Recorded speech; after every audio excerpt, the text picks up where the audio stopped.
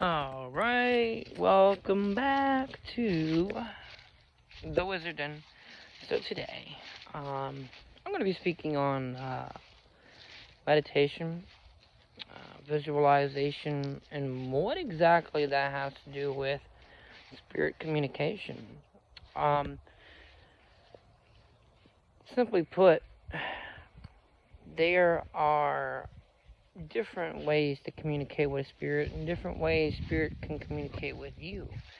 Depending upon multiple different variables, it could be the spirit itself and how they prefer communicating as a variable of its own. Also, the abilities you may naturally be inclined towards also being another variable at play. Let's say you are a clairaudient person. You may hear words in your mind. If you are a clairvoyant person, you may get images or something along those lines. So it, and also depending upon how you interpret things will also have an effect on, say, the images or the words.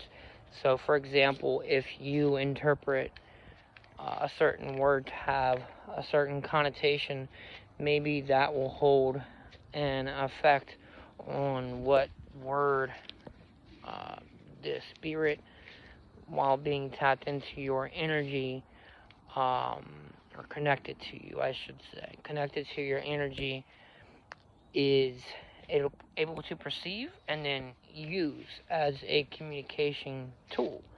Now, where meditation comes in as a very, very important piece to this puzzle is, we typically look at spirit communication in the form of human communication. Like, I'm going to say hello with my vocal cords and I'm listening with my ears and such. Psychic communication is a bit different, right? Spiritual communication is a bit different. It's mostly telepathic, mind to mind. Therefore, there really isn't too much of a language and this and that. As far as that goes, it's more so like I'm generating a whole mental image, a format of thought, a whole concept, idea, conceptualization, and sending that to you as a whole, all within a second, a minute. And you're gathering all the pieces all at once. So meditation, what that does is it allows you to really, in essence, be able to quiet the mind, for one. Number two, get to know who you are as a whole, because that's very important, because you need to be able to, signify, who it is that you are. Are you trying to answer your own question because it's what you want to hear?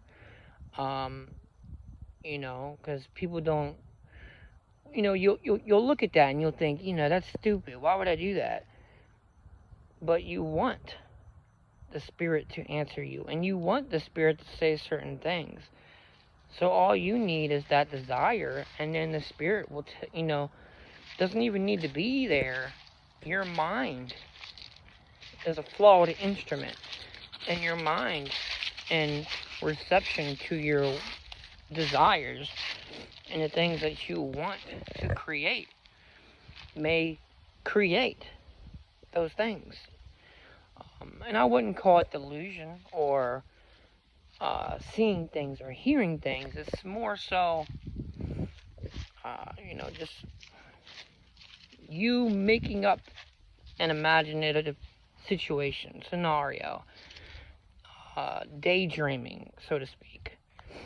And really, just going through it mentally, doing all of that. So what you're doing with meditation is being able to shut off the brain and listen and just be still. And then at that point, when you sat there, you conjured the spirit, you turn your brain off and you listen. After you've asked your question or what have you, you're able to sit and be.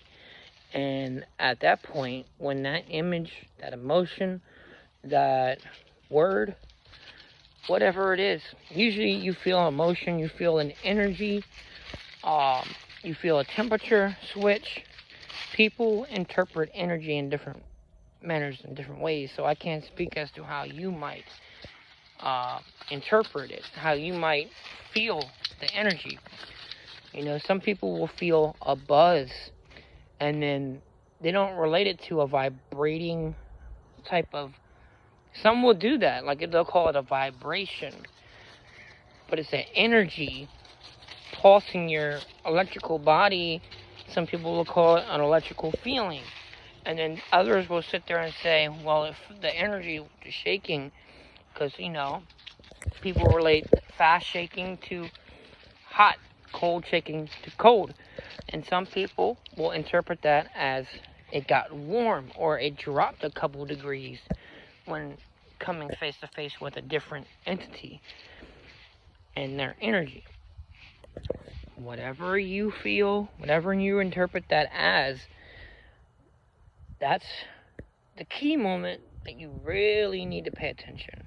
Shut off the mind and really process everything that's about to come through. Any images, just essentially take a mental note. Don't interpret it yet. Listen. Pick up on all the emotions getting transferred to you, all of the words, all of the whole thought notions, all of the energy, everything as a whole. And when it stops, when the transmission stops, replay it all in your mind, Then start to break it down, really go over it, and begin to process what that communication was. Now, I can make a whole video on how to properly do that. Number one key thing here is do not involve your ego. Do not be egocentric when trying to, understand what this message is saying. Meaning, don't sit there and say, how can, is this positive? Maybe they're trying to say this. No. And you want to listen to your intuition and feel, what is it saying? How does this plus this plus this? So how does this emotion, this image, this sound, this word, how does all this come together as a whole? What does it all mean when put together? Okay? And usually, intuitively, you will be able to process. And you will get a clear knowing on what that exactly is. And, I don't want to shut out the possibility of being able to actually consciously hear. There was a moment, not too long ago, when I did a rite of passage, so to speak, with Lucifuge. And I genuinely heard him speaking to me. And we had a bit of a conversation. It was actually really cool. A really great experience. So it does happen. They can do it. But you have to develop the skill. But if you don't have it, that's how you want to go about it. Peace.